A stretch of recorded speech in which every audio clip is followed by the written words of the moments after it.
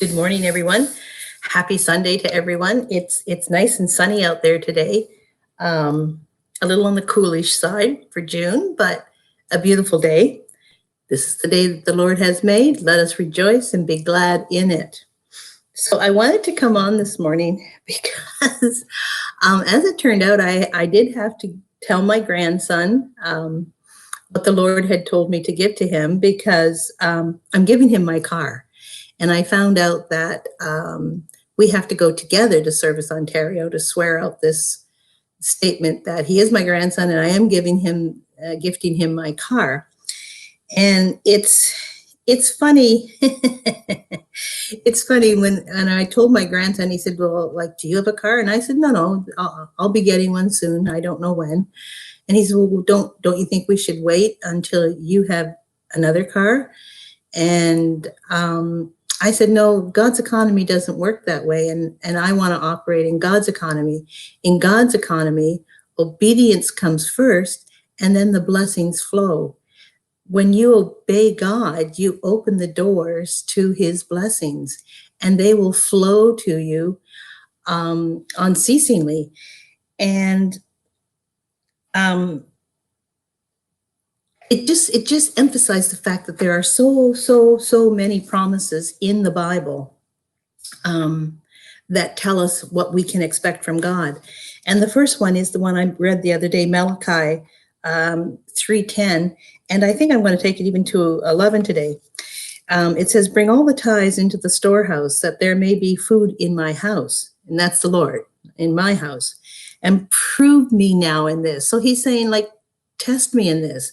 Bring me your tithes and test me and see that you don't see my promises follow that. And says the Lord of hosts, "If I will not open the windows of heaven and pour out for you such blessing that there will not be room enough to receive it." He's going to bless you so much there won't be room enough to receive it. "And I will rebuke the devourer for your sakes." So that's pretty good. And then we have Luke 6:38. Give. Now this is about giving our first fruits back to the Lord, be it a church, a charity, someone else. "Given it will be given to you, good measure, pressed down, shaken together." So it's shaken together, so it really pushes it down to make room for more. "And running over will be put into your bosom. For with the same measure that you use, it will be measured back to you." So it's all about the promises of God.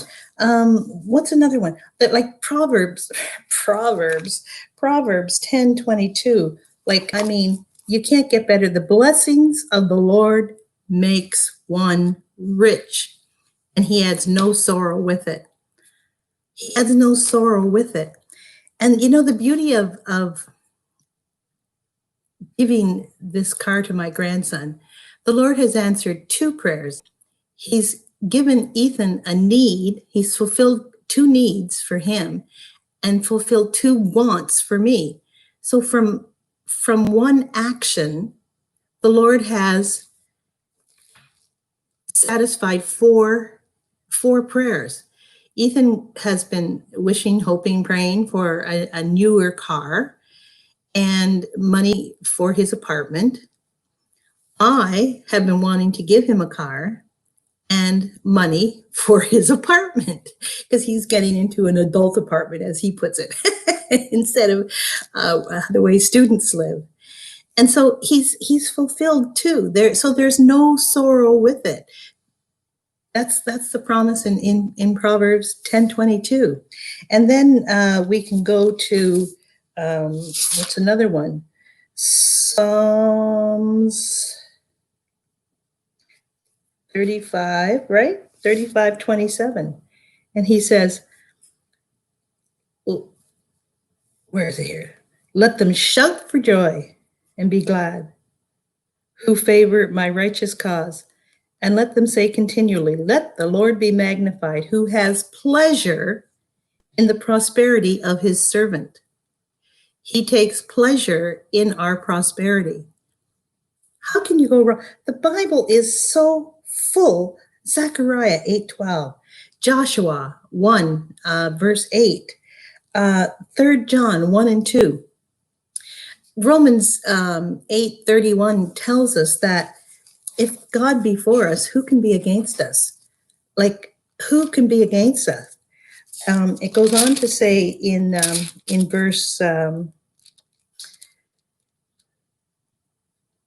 32, he who did not spare his own son, but delivered him up for us all, how shall he not with him also freely give us all things? Freely, freely he has given us all things. He died on the cross to save us. And if you believe anything else, that's Satan. Satan comes to steal, kill, and destroy, but Jesus came to give life and to give it more abundantly. I believe that's in John 10:10. Sorry, John. It's early morning. Anyways, I want you to think about that. This might be my last broadcast on prosperity right now, I think. But I do as the Lord directs. And don't forget to tithe. It's Sunday morning. Don't forget to tithe. Don't forget to make an offering. He wants you to give as you purpose in your heart. So whatever he's telling you to give, and where he's telling you to give, just do that. Be obedient and see if God doesn't open the floodgates of heaven to give you blessings so abundant you won't have room enough to receive it. Now, isn't that a great thought to start our day with? That he's going to bless you with blessings so great you won't have room enough to receive it. That's a really happy thought, and one that I fully believe. So have yourself a blessed Sunday. Enjoy the rest of your weekend. It's nice and sunny, and we'll see you next week. Be blessed.